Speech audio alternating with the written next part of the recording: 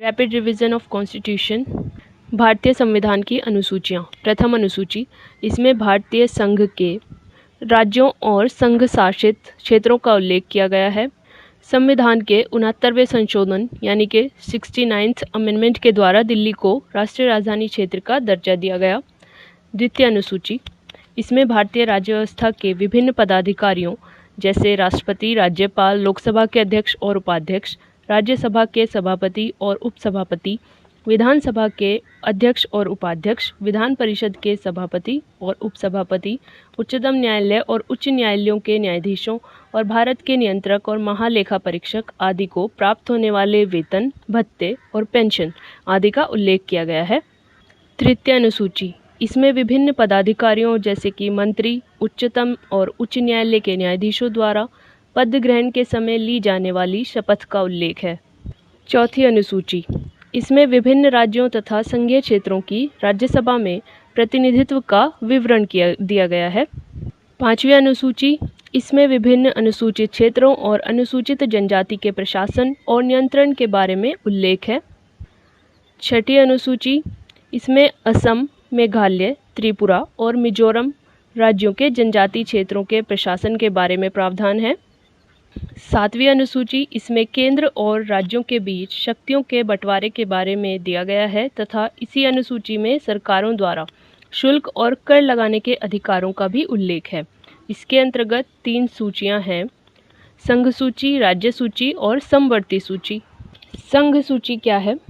इस सूची में दिए गए विषय पर केंद्र सरकार कानून बनाती है। संविधान के लागू होने के समय इसमें 97 विषय थे, वर्तमान में 100 विषय हैं। संघ सूची के कुछ महत्वपूर्ण विषय हैं: देश की प्रतिरक्षा, विदेशी मामले, युद्ध और शांति, रेल, डाक तथा तार, मुद्रा बैंकिंग, परमाणु शक्ति आदि। राज्य सूची क्या है? इस सूची में दिए गए विषय पर राज्य सरकार कानून बनाती है। राष्ट्रीय हित में संबंधित होने के कारण केंद्र सरकार भी इस पर कानून बना सकती है। संविधान के लागू होने के समय इसके अंतर्गत 66 विषय थे, वर्तमान में 61 विषय हैं। राज्य सूची में शामिल कुछ विषय इस प्रकार हैं: शांति और व्यवस्था, पुलिस, जेल, स्थानीय शासन, कृषि, जन स्वास्थ्य, राज्य के अंदर होने वाला व्यापार, न्याय विभाग आदि। समवर्ती सूची क्या है? इसके अंतर्गत दिए गए विषय पर केंद्र और राज्य सरकार दोनों कानून बना सकती हैं, परंतु कानून के विषय समान होने पर केंद्र सरकार द्वारा बनाया गया कानून ही मान्य होता है।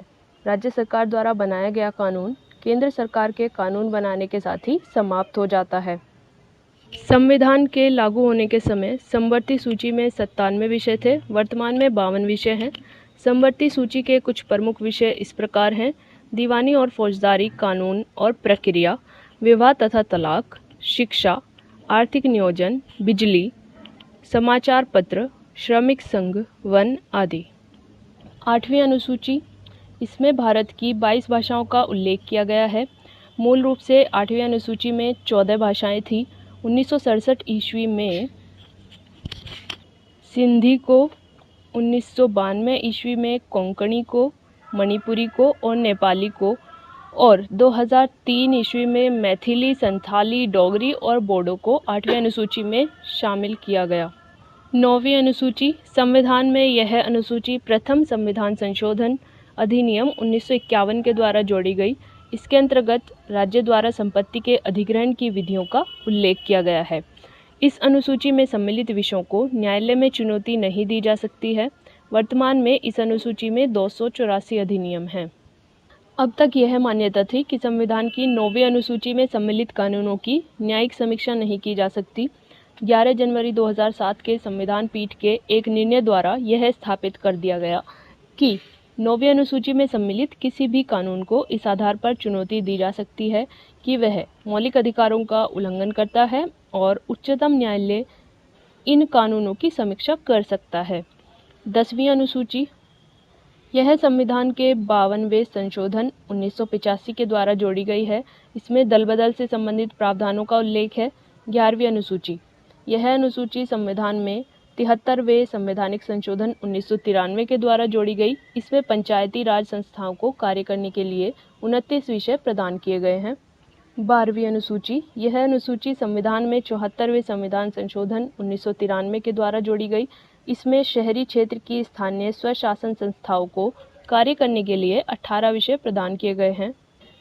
देशी रियासतों का भारत में विलय। देखते हैं कैसे हुआ। रियासतों को भारत में सम्मिलित करने के लिए सरदार वल्लभ भाई पटेल के नेतृत्व में रियासती मंत्रालय बनाया गया। जूनागढ़ रियासत को जनमत संग्रह के आधार पर, हैदराबाद की रियासत को पुलिस कार्यवाही के माध्यम से और जम्मू कश्मीर रियासत को विलय पत्र पर हस्ताक्षर के द्वारा भारत में मिलाया गया। यानी देशी रियासतों को भारतीय संघ का अंग बनाने में सरदार वल्लभ भाई पटेल और वीपी मेनन ने सबसे महत्वपूर्ण भूमिका अदा की। अब आते हैं संघ और उसका राज्य क्षेत्र पर। भारत राज्यों का संघ है। इसमें 28 राज्य और 8 केंद्र शासित प्रदेश हैं।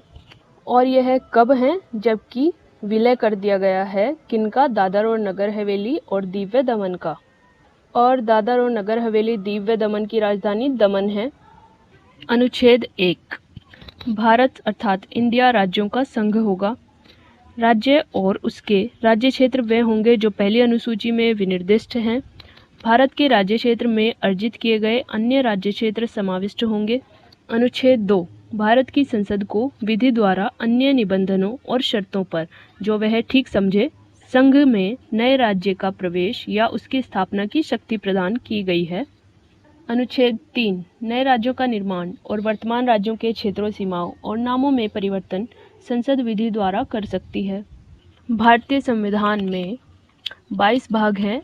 उन भागों के नाम इस प्रकार हैं: संघ और उसका राज्य क्षेत्र, नागरिकता, मौलिक अधिकार, नीति निर्देशक तत्व, मूल कर्तव्य, संघ, राज्य, पहली अनुसूची के भाग 6 में के राज्य, संघ राज्य क्षेत्र, पंचायतें, नगरपालिकाएं, सहकारी समितियां, अनुसूचित और जनजातीय क्षेत्र, संघ और राज्यों के बीच संबंध, वित्त, संपत्ति, समुदाय और वाद, भारत के राज्य क्षेत्र के भीतर व्यापार, वाणिज्य और समागम, संघ और राज्यों के अधीन सेवाएं, अधिकरण, निर्वाचन, कुछ वर्गों के संबंध में विषय उपबंध, राजभाषा, आपात उपबंध, प्राचीन संविधान संशोधन, अस्थायी, संक्रमणकालीन और विशेष उपबंध, संक्षिप्त नाम, प्रारंभ, हिंदी में प्राधिकृत पाठ और निरसन।